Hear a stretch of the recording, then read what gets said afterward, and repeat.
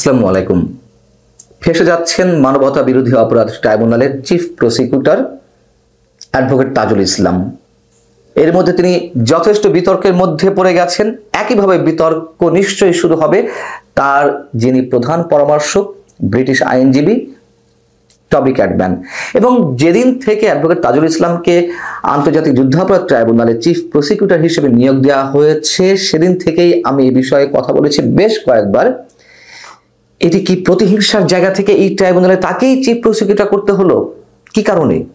এই ট্রাইব্যুনাল তো গঠন হয়েছিল মানবতা বিরোধী অপরাধীদের বিচারের জন্য, এবং তাজুল ইসলাম মানবতা বিরোধী অপরাধের অভিযোগে যতগুলো মামলা হয়েছে সেই মামলা যারা আসামি, জামাতের অন্যতম যারা শীর্ষ নেতা ছিলেন, তাদের অধিকাংশের প্রধান আইনজীবী ছিলেন। এখন এসে যে বিষয়টি দাঁড়াচ্ছে, তাকে খুব স্বাভাবিকভাবেই যদি কোনো মামলা রিভিউ করতে হয়, তাকে ওই মামলার যারা আসামি ছিলেন, যাদের পক্ষে তিনি কাজ করেছেন, এখন তাদের বিরোধিতা করতে হবে। তার কারণ এই মামলাগুলো পরিচালনা করবে কে? বাদীপক্ষ কারা? রাষ্ট্রপক্ষই তো। রাষ্ট্রপক্ষের আইনজীবী তো প্রসিকিউশন টিম ট্রাইব্যুনালের, এবং সেই ট্রাইব্যুনালে তিনি চিফ প্রধান। এখন এটিএম আজহারুল ইসলামের পক্ষের প্রধান আইনজীবী ছিলেন তাজুল ইসলাম। এটিএম আজহারুল ইসলামের যে মামলায় তার মৃত্যুদণ্ড ঘোষণা হয়েছে, তার বিরুদ্ধে রিভিউ আবেদন করা হয়েছে। এখন এই রিভিউ আবেদনের বিরোধিতা করবে কে? রাষ্ট্রপক্ষ। এখন রাষ্ট্রপক্ষের প্রধান আইনজীবী হিসেবে অ্যাডভোকেট তাজুল ইসলামকে বিরোধিতা করতে হবে। তিনি এই মামলায় সরাসরি আর্গুমেন্ট করেন আর না করেন, স্বয়ংক্রিয়ভাবে তার উপরে তো দায়বর্তায় যায়। এখন বিষয়টি হয়ে দাঁড়িয়েছে কনফ্লিক্ট অব ইন্টারেস্টের বিষয়, অর্থাৎ তিনি একবার এই আসামির পক্ষের আইনজীবী হিসেবে কাজ করেছেন, এখন সেই আসামির বিরুদ্ধে তাকে দাঁড়াতে হবে। বিষয়টি কেমন? যেহেতু স্বার্থের সংঘাত, এখন এই বিষয়ে আইনজীবীদের পেশাগত আচরণ নিয়ে কি বলছেন যারা এ বিষয়ে অভিজ্ঞ, আইন অভিজ্ঞ, যেমন শাহদিন মালিক, তিনি গণমাধ্যমকে বলছেন, প্রথম আলোকে বলেছেন যে একটি মামলায় একজন আইনজীবী কখনো পক্ষ পরিবর্তন করতে পারেন না, অর্থাৎ কখনো বিবাদীর পক্ষে থাকলে আবার পরে বিবাদীর বিপক্ষে যেতে পারেন না। রাষ্ট্রপক্ষ বা কোনো ট্রাইব্যুনালের আইনজীবীর ক্ষেত্রেও এটা একইভাবে প্রযোজ্য। তিনি বলছেন যে আন্তর্জাতিক অপরাধ ট্রাইব্যুনালের মামলাগুলো খুবই স্পর্শকাতর, তাই এই মামলায় আরো বেশি সতর্কতা অবলম্বন করা প্রয়োজন ছিল। আজহারুল ইসলামের মামলার ক্ষেত্রে কোনো আইনজীবী পেশাগত আচরণ ও শিষ্টাচার বিধি লঙ্ঘন করেছেন কিনা তার বার কাউন্সিলের যে বিধিগুলো রয়েছে সেগুলো যাচাই বাছাই করে দেখা উচিত।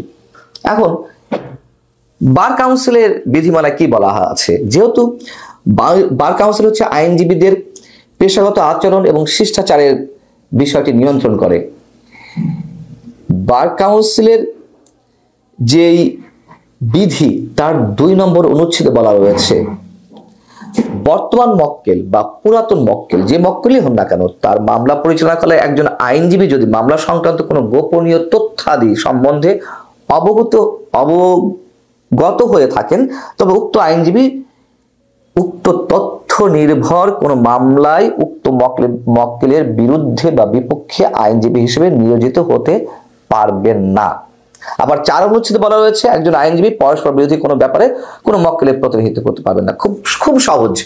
অর্থাৎ আমি যদি আইনজীবী হয়ে থাকি, কোনো ব্যক্তির পক্ষের আইনজীবী হিসেবে বা কোনো আসামির আইনজীবী হিসেবে যদি আমি যুক্তিতর্কে দাঁড়াই আদালতে, এবং আমাকে দাঁড়াতে গেলে তো সেই মক্কেল বা আসামির সবকিছু আমার জানার কথা, এবং সেগুলো আমি জেনে গেলাম, পরবর্তীতে আবার সেগুলো জেনে তার বিপক্ষে আইনজীবী হিসেবে কাজ করলাম, সেটি তো হতে পারে না, কোনোভাবেই হতে পারে না। যেহেতু আমি তার দুর্বলতাগুলো সব জানি, এমন জেনে আবার তার বিরুদ্ধে দাঁড়াচ্ছি, খুবই সহজ একটি বিষয়। প্রথমে মনে হতে পারে যে খুব জটিল কিছু, আসলে জটিল কিছু নয়।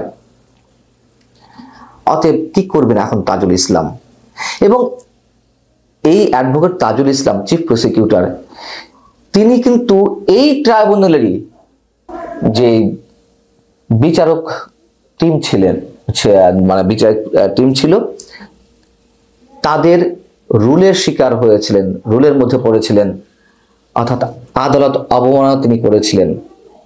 কি করেছিলেন? এই এটিএম আজহারুল ইসলামের ক্ষেত্রেই তিনি তার যে মামলার রায়, সেই রায়ের বিরুদ্ধে অবস্থান নিয়ে বলেছিলেন এটিএম আজহারুল ইসলামের বিরুদ্ধে ট্রাইব্যুনালের প্রসিকিউশন টিম যে তথ্য প্রমাণ বা সাক্ষ্য হাজির করেছে তা বিচারকদের উচিত ছিল ডাস্টবিনে ছুঁড়ে ফেলা। সেটি না করে তারা তার বিরুদ্ধে যে রায় দিয়েছে এটি অষ্টম আশ্চর্য। এবং এই ধরনের আদালতের বিরুদ্ধে মন্তব্য করায় আদালত অবমাননার জন্য তার বিরুদ্ধে রুল দেওয়া হয়েছিল এবং তাকে নিঃশর্ত ক্ষমা চাইতে হয়েছিল। সেই আজহারুল ইসলামের মামলার বিরুদ্ধে এখন রিভিউ আবেদন হয়েছে, শুনানির জন্য আদেশ দেওয়া হয়েছে সুপ্রিম কোর্টের পক্ষ থেকে, আপিল বিভাগের পক্ষ থেকে। কি করবেন এখন অ্যাডভোকেট তাজুল ইসলাম?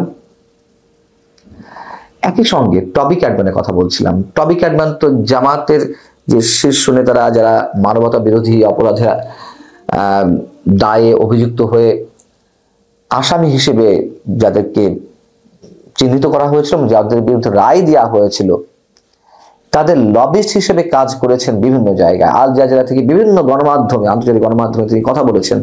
সেই টবি ক্যাডম্যানকেই আবার তাজুল ইসলামের পরামর্শক হিসেবে নিয়োগ দেওয়া হলো। অতএব বিতর্ক উঠবেই। এখন প্রশ্ন হচ্ছে যে আসলে তাহলে কি হতে যাচ্ছে, কি হতে পারে অ্যাডভোকেট তাজুল ইসলামের? আমার মনে হয় কিছুই হবে না। যা চলছে, যেভাবে চলছে, সব তো জবাবদিহিতার ঊর্ধ্বে। আমরা রাজনৈতিক শক্তিগুলোকে, রাজনৈতিক সরকারগুলোকে নানান ধরনের অভিযোগে অভিযুক্ত করি যে অনেকের বিরুদ্ধে এত কিছু তথ্য প্রমাণ থাকে, আদালতকে আমরা ক্যাঙ্গারু আদালত বলি, যে রাজনৈতিক সরকারের আঙ্গুলের ইশারা এগুলো পরিচালিত হচ্ছে। বা খুব স্পষ্টভাবে যদি বলি যে একেবারে সবশেষ যে কথিত রাজনৈতিক সরকার আওয়ামী লীগ, সেই আওয়ামী লীগ সরকার তো তাদের আঙুলের ইশারায়, এটা তো ওপেন সিক্রেট, উচ্চ আদালত, নিম্ন আদালত পরিচালিত হয়েছে, কারো কাছে কোনো জবাবদিহি করতে হয়নি, যদিও তার পরিণামটা আমরা দেখেছি সব মিলিয়ে। এখন এই আদালতের বিষয়ে যদি কোনো ধরনের, বা আদালতের প্রসিকিউশন টিমের বিরুদ্ধে যদি কোনো ধরনের অভিযোগ ওঠে, সেগুলো কি কোনো ধরনের কোনো সুরাহা হবে? অন্তত গত 7 মাসের অভিজ্ঞতা থেকে আমরা বলতে পারি হবে না। তার কারণ বর্তমান সরকারও সাধারণ মানুষ বা যারা বিশেষজ্ঞ রয়েছেন, বিশ্লেষক রয়েছেন, তাদের কোনো কথাতেই কোনো ধরনের কোনো গুরুত্ব দিচ্ছেন না। অতএব অ্যাডভোকেট তাজুল ইসলামের ক্ষেত্রেও যে কিছু হবে সেটি মনে করার কোনো কারণ নেই। আল্লাহ হাফিজ।